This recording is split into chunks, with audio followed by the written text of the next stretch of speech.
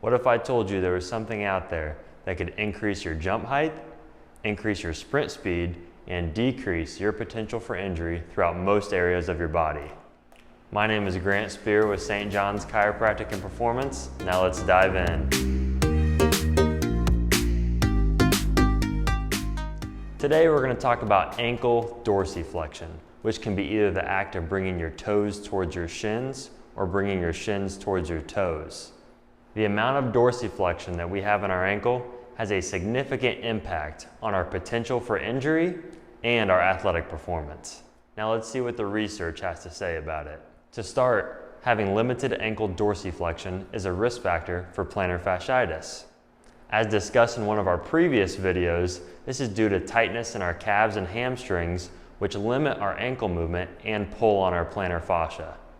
In this study, chronic low back pain patients underwent 12 sessions of stretching and joint mobilizations designed to increase ankle dorsiflexion.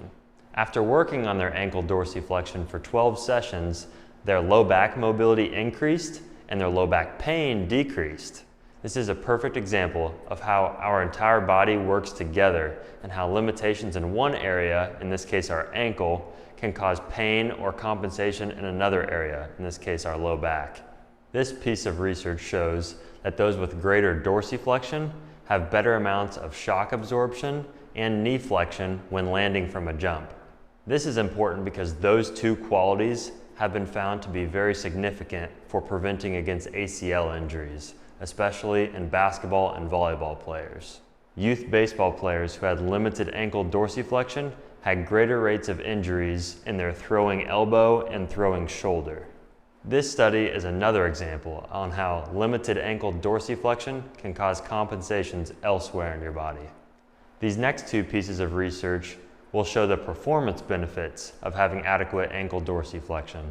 This study showed good ankle dorsiflexion had a moderate correlation with an increased vertical jump height. This next study broke down those who competed in a 10-meter sprint, and the fastest runners tended to have greater ankle dorsiflexion. If you're wondering if you have limited ankle dorsiflexion, we'll show you a way to check, simply using a tape measure. Set the tape measure to 5 inches, put the end up against the wall, and then put your toe behind the number 5. Get in a lunge stance and take your knees straight towards the wall while keeping your heel down. If your knee can touch the wall, then you have adequate dorsiflexion. Check both sides to see if you have an asymmetry. Thanks for learning about the importance of dorsiflexion with us today. Be sure to stay tuned for our future video on how you can increase your dorsiflexion. I'm Grant Spear with St. John's Chiropractic and Performance.